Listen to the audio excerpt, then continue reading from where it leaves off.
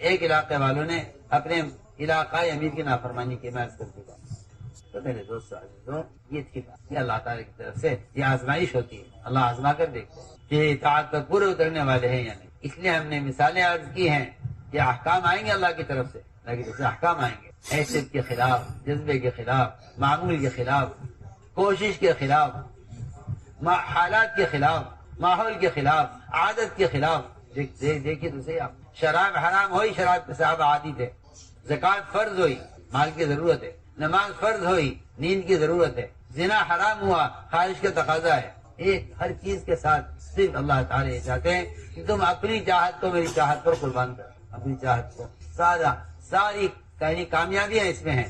اترکما ارید لما ترید، اے اللہ میں تیری چاہت کے لیے اپنی چاہت کو قربان کرتا ہوں۔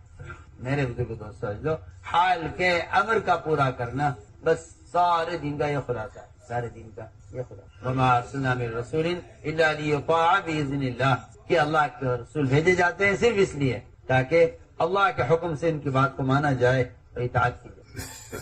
اس لیے ہم نے عرض کیا کہ اللہ تعالیٰ کی غیبی مددیں دو چیزوں کے ساتھ، ایک اطاعت کے ساتھ، اور دوسری بات یہ ہے کہ اللہ کی غیبی مدد ہے آپس کی اجتماعیت کے ساتھ، مدد ہے آپس کی اجتماعیت کے ساتھ۔ ید اللہ علی الجماعہ، کہ اللہ کی مدد جماعت پر ہے۔ اس لیے اللہ تعالیٰ نے مدد کے لیے اور نصرت کے لیے دو چیزوں کو شرط قرار دیا ہے، ایک آپس کی اجتماعیت، اور دوسری چیز جو ہے اصل جس کو قرآن نے جگہ جگہ بیان کیا ہے وہ ہے دعوت الی اللہ، کہ امت اگر دعوت پر نہ آئی تو امت کی مدد نہیں کی جائے گی۔ اللہ نے شرط لگائی ہے قرآن، ان تنصروا اللہ ینصرکم، کہ اگر تم اس کے دین کے مددگار ہو تو اللہ تمہاری مدد کرنے والے ہیں، اللہ تمہاری، ان تنصروا اللہ، شرط لگائی ہے ان تنصروا اللہ، اگر تم اس کے دین کے مددگار ہو تو تمہاری مدد کرنے والا ہے اور تمہارے قدموں کے دین پر جمانے والا ہے۔ یہ دو سبب ہیں اللہ کی غیبی مددوں کے آنے کے، ایک دعوت الی اللہ اور دوسرا آپس کی اجتماعیت، یہ دو سبب ہیں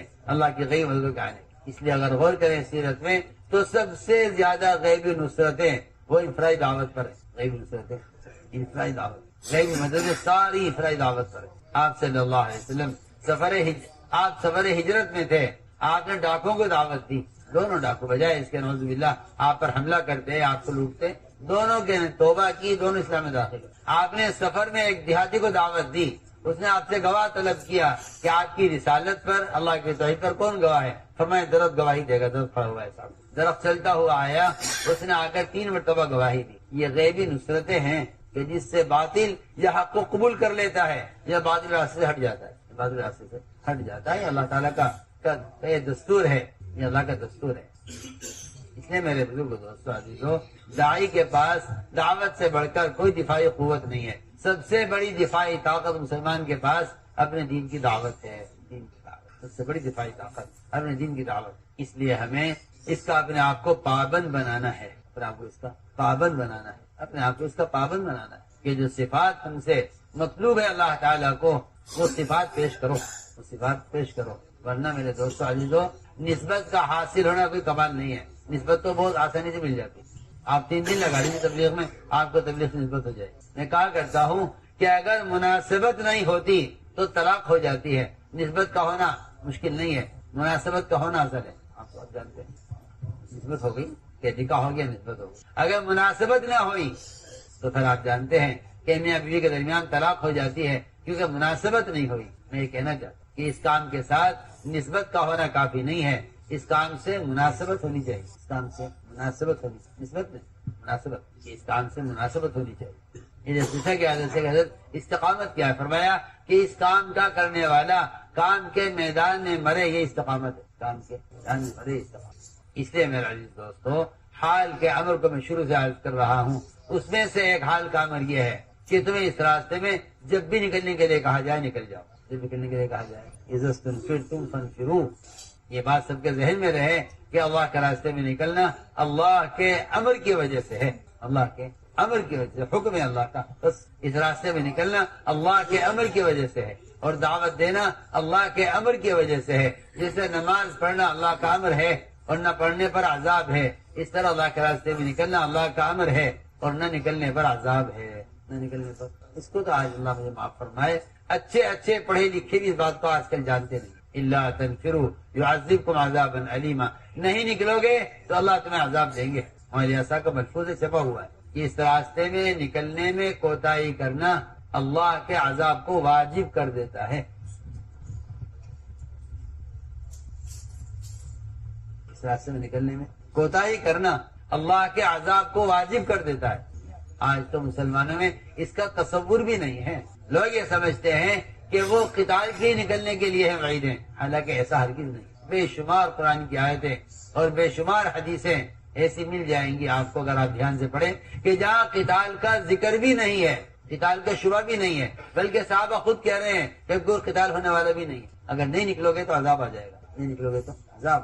عذاب صرف قتال چھوڑنے سے نہیں آتا، بلکہ عذاب دعوت کے چھوڑنے سے آتا ہے۔ عذاب ہاں سنو تو کیا، عذاب دعوت کے چھوڑنے پر آتا ہے۔ یہ آپ جو دھمکیاں سنتے ہیں قرآن میں، یہ قتال چھوڑنے پر نہیں ہے صرف، بلکہ عذاب دعوت کے چھوڑنے پر ہے اور دھمکیاں دعوت کے چھوڑنے پر ہے۔ یہ قرآن میں ہے وَأَنفِقُوا فِي سَبِيلِ اللَّهِ وَلَا تُلْقُوا بِأَيْدِيكُمْ إِلَى التَّهْلُكَةِ، کہ اللہ کے راستے میں پھرنے پر مال خرچ کرنے میں کمی مت کرو، ورنہ اپنے ہاتھوں اپنے آپ کو ہلاکت میں ڈالو گے۔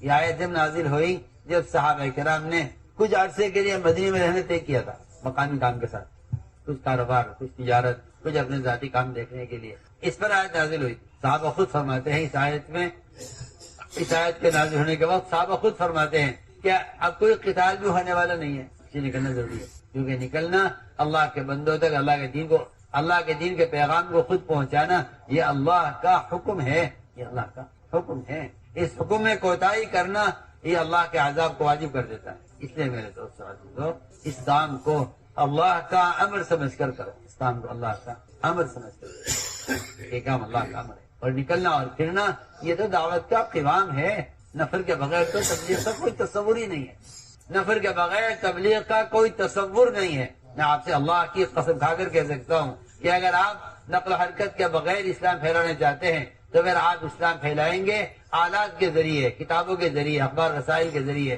یہ کسی نبی کا طریقہ نہیں، کسی نبی کا۔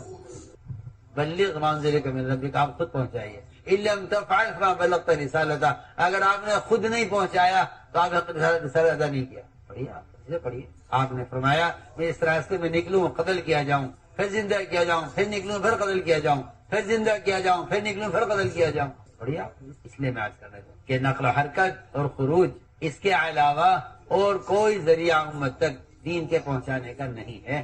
اس لیے کہ اللہ نے انسان کے علاوہ کسی اور چیز کو ذریعہ ہدایت نہیں بنایا، اللہ نے بنایا ہی نہیں، آپ کیسے بنا لیں گے؟ اللہ نے انسان کے علاوہ کسی مخلوق کو ہدایت کا ذریعہ نہیں بنایا۔ یہ آپ کی حماقت اور جہالت ہے کہ آپ باطل آلات اور ذرائع کو دین کے پھیلنے کا ذریعہ سمجھتے ہیں، یہ آپ کا غلط خیال ہے۔ اللہ نے ہدایت کے پھیلنے کے ذریعہ صرف انسان کو بنایا، صرف آدم علیہ السلام سے لے کر محمد صلی اللہ علیہ وسلم تک سارا سلسلہ امت کو ہدایت پر لانے کے لیے یہ پورا سلسلہ آپ نے بشریت میں رکھا ہے، انسان میں رکھا ہے صرف۔ اس لیے میں تاکید سے عرض کرتا ہوں کہ خروج اور نفر یہ اس کام کا قوام ہے، سارا کام کا مدار ہی خروج پر ہے۔ اگر نفر نہیں ہے تو کوئی دعوت نہیں، کوئی تبلیغ نہیں، کچھ نہیں۔ اور یہ شیطان کا دھوکہ لگا ہے اب آ کر کام کرنے والوں کو کہ پھرنا کوئی ضروری نہیں ہے، ایسے تو دین ہے، جی ہاں، یہ دھوکہ ہے شیطان کا۔ اگر پھرنا عمل نہ ہوتا، پھرنا اللہ کا امر نہ ہوتا تو صحابہ کے واقعات آپ پڑھیے، مجھے کسی زنا، شراب، چوری، بہتان، ان بڑے بڑے گناہوں پر بھی کہیں ثابت نہیں کہ اللہ کے نبی کسی سے ناراض ہو گئے ہوں، بلکہ آپ کو ملے گا روایت میں کہ آپ صلی اللہ علیہ وسلم نے شراب پینے والے کے بارے میں جو خود فرمایا ہے کہ دیکھو اس کو برا مت کہو، شراب پینے والے کو، یہ ہم سے محبت کرتا ہے۔ شراب پینے والے آپ فرما رہے ہیں، کہیں ثابت نہیں ہے، کوئی کہیں ثابت نہیں ہے نہ قرآن نہ حدیث میں کہ کسی کبیرہ گناہ کرنے والے سے اللہ کے رسول ناراض ہوئے ہوں، کہیں ثابت نہیں، سوائے ایک گناہ کے کہ جن صحابہ نے اللہ کے راستے میں نکلنے میں دیر کی، ان صاحب ناراض ہوئے، جو نے اس وقت تو حکم ڈال دیا، ان سے ناراضگی 50 رات ناراضگی چلی ہے۔ کعب بن مالک کے دونوں ساتھی کتنی 50 رات ناراضگی سے، سلام کلام بند، بالکل پورے مدینہ بیکاٹ کیا ان کا۔ کہیں ثابت کر دو کہ مدینے میں کسی زنا کرنے والے سے صحابہ نے بول چال بند کر دی ہو، شراب پینے والے سے ثابت، شراب پینے والے سے کہا کے بارے میں کہا ہے اسی سے ہم سے محبت، اور زنا کرنے والے کو دیکھ کے فرمایا میں دیکھ رہا ہوں کہ یہ زنا کرنے والا اس کو رجم کیا گیا ہے، یہ جنت کی نہروں میں غوطے کھا رہا ہے. اگر ملی ہے ناراضگی کہیں محمد صلی اللہ علیہ وسلم کے صحابہ کے درمیان اور کئی بائیکاٹ ملا ہے صحابہ کا آپ نے کیا ہے تو وہ صرف اللہ کے راستے میں نکلنے میں دیر کرنے کا. اس سے بڑا کوئی اور سبب اللہ کی ناراضگی کا نہیں. اس لیے میرے دوستو عزیزو اس کو اللہ کا امر سمجھ کر نہیں کہ اللہ کا حکم ہے مسئلے کا. اس علماء نے لکھا ہے کہ انفرادی دعوت دینا ہر مسلمان کے ذمہ فرض عین ہے کیونکہ یہ اس کے پاس اس کی اپنی دفاعی قوت ہے. اس کے پاس دفاعی قوت اور دفاعی قوت ہر مسلمان ہر انسان استعمال کرتا ہے اپنی چیز کی حفاظت کے لیے. آپ جانتے ہیں رات کو اگر آدمی نکلے تو ڈنڈا لے کے نکلتا ہے, ہاتھ کتا نہ آ جائے کوئی سانپ نہ آ جائے. ہاں دفاعی طاقت ہر آدمی اپنی حفاظت کے لیے اپنے پاس دفاعی طاقت کا انتظام رکھتا ہے نا. آپ رات کو ٹہلنے کے لیے نکلے تو آپ ہاتھ میں ڈنڈا لے کے نکلتے, کوئی کتا نہ آ جائے کوئی زہریلا جانور نہ آ جائے. ہاں پھر اس سے اندازہ کر لیجئے کہ ایک آدمی اپنی جان و مال کی حفاظت کے لیے جب دفاعی طاقت رکھتا ہے انتظام رکھتا ہے تو اپنے دین کی حفاظت کے لیے اس کے پاس اپنی دفاعی قوت کتنی ضروری ہے وہ دعوت. اس لیے میرے دوستو یہ عزم کرو کہ انشاءاللہ ہمیں اس کام کو کام بنا کر کرنا اور اپنے اندر یہ صفات پیدا کرنی ہے.